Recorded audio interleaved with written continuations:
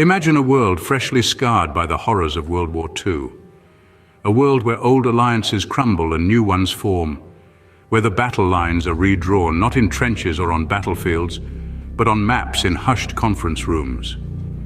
Welcome to the geopolitical landscape of post-World War II. In the aftermath of the war, Germany found itself divided, a puppet torn between four puppet masters. The United States, the United Kingdom, France, and the Soviet Union each claimed a piece of the pie, carving the nation into four distinct sectors. But the division didn't stop at the national level. The city of Berlin, sitting like a jewel in the heart of Soviet-controlled territory, was also divided among the four powers. But as we all know, sharing isn't always caring. The Western Allies and the Soviet Union found themselves at odds, their ideological differences straining the fragile peace. The Western Allies, with their commitment to democracy and free market, clashed with the Soviet Union's vision of a communist society. This friction, this growing tension, was a spark just waiting to ignite a powder keg, and ignite it did. As the Western Allies began to consolidate their sectors, introducing a new currency to strengthen their economies, the Soviets saw this as a threat to their control, to their vision of a communist Germany. This was a step too far, a line crossed. As the saying goes, when an unstoppable force meets an immovable object, something's got to give. The Western Allies were determined to uphold their democratic ideals, even in the face of Soviet opposition. The Soviets, on the other hand, were equally resolute, determined to maintain their grip on Germany and Berlin. So what happens when two titans clash? Well, in this case, it led to a blockade that would isolate Berlin, cutting it off from the world, a blockade that would test the resolve of the Western Allies. As tensions escalated, the stage was set for a confrontation that would test the resolve of the Western Allies. Suddenly, on June 24, 1948, the Soviets initiated the Berlin Blockade. A move as shocking as it was audacious, the Soviet Union decided to sever all ground access to West Berlin. This was no small action. West Berlin, you see, was an enclave of freedom deep within Soviet-controlled East Germany. Cutting off ground access essentially imprisoned 2.5 million people. Every road, railway and canal leading into the city from the western zones of Germany was blocked. This action was ostensibly in response to the introduction of a new currency by the Western Allies in their zones of Germany, a move the Soviets saw as a threat.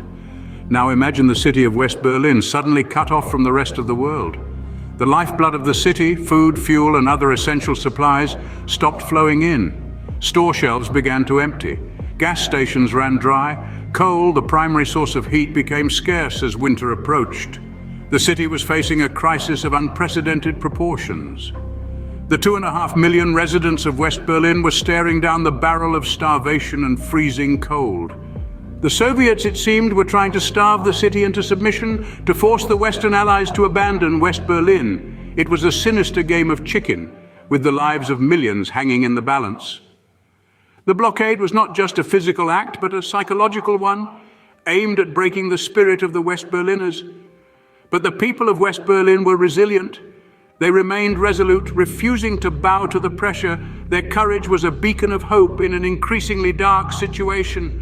The Western Allies were faced with a choice: abandon Berlin or confront the Soviets. The stakes were high. The decision they made would not only determine the fate of West Berlin, but could potentially ignite another world war. A decision had to be made, and it had to be made quickly. Faced with a dire situation, the Western Allies decided on a daring plan, Operation Vittles, also known as the Berlin Airlift.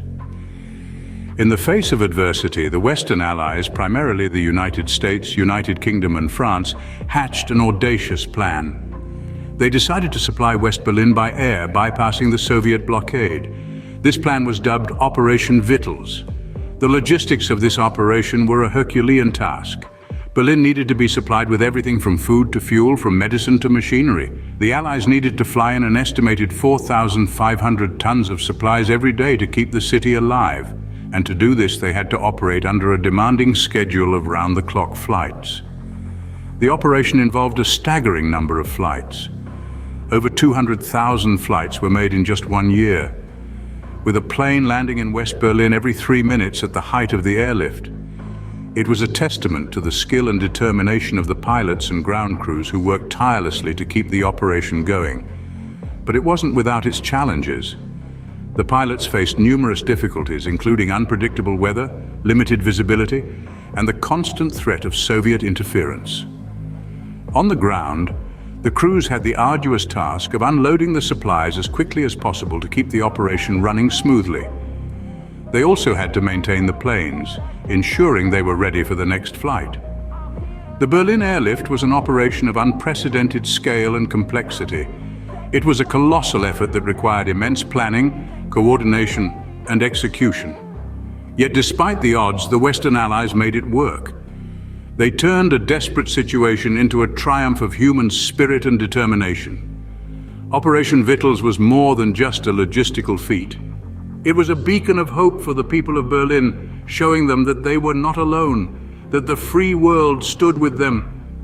Against all odds, Operation Vittles was underway, a beacon of hope in a city under siege. Day after day, week after week, the airlift continued. The resolve of the Western Allies was unshakable.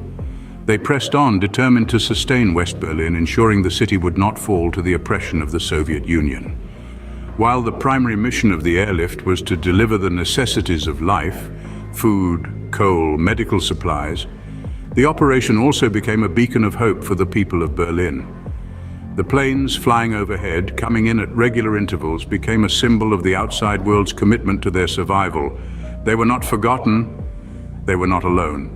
Among the countless stories of human kindness and determination, one tale stands out.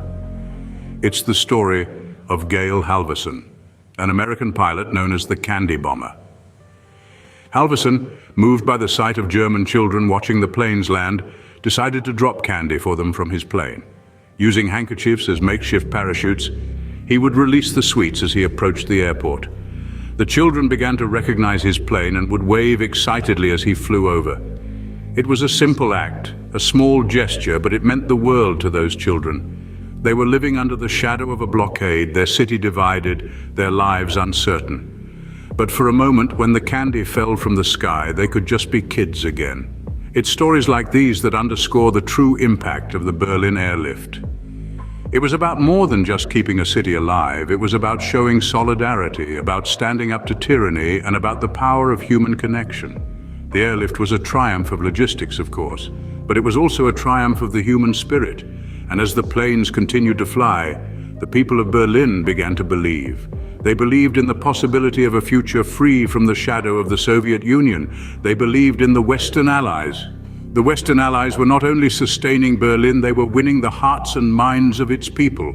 Finally, on May 12, 1949, the Soviets lifted the blockade. The intense standoff that had kept Berlin in a state of isolation was over. Yet even though the blockade had ended, the airlift did not immediately cease. It continued on until September 30th, 1949, a safety measure to ensure that Berlin had enough supplies in case the Soviets decided to reinstate the blockade. During these additional months, the airlift continued to demonstrate the remarkable capabilities of the Allied forces. The constant hum of the aircraft engines became a comforting sound to the people of Berlin, a reminder of the relentless efforts to keep their city alive. The end of the blockade marked a turning point in the early days of the Cold War. It was a significant setback for the Soviets, who had underestimated the resilience and determination of the Western Allies. The West had shown that they were willing to go to great lengths to support the people of Berlin, an important signal to the rest of the world. In the years that followed, the Berlin Airlift became a symbol of hope and solidarity.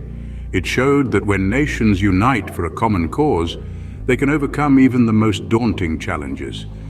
The airlift left an enduring legacy, inspiring countless acts of humanitarian aid across the globe. It also transformed Berlin. A city that had been reduced to rubble in the aftermath of World War II was now a beacon of resilience. Through their perseverance, the people of Berlin had shown the world their indomitable spirit. The Berlin Airlift was more than just a feat of logistics. It was a demonstration of humanity's capacity for empathy, solidarity, and determination. It was a testament to the power of unity in the face of adversity. And it was a reminder that even in the darkest of times, hope can take flight. The Berlin Airlift stands as a testament to the power of unity and determination in the face of adversity.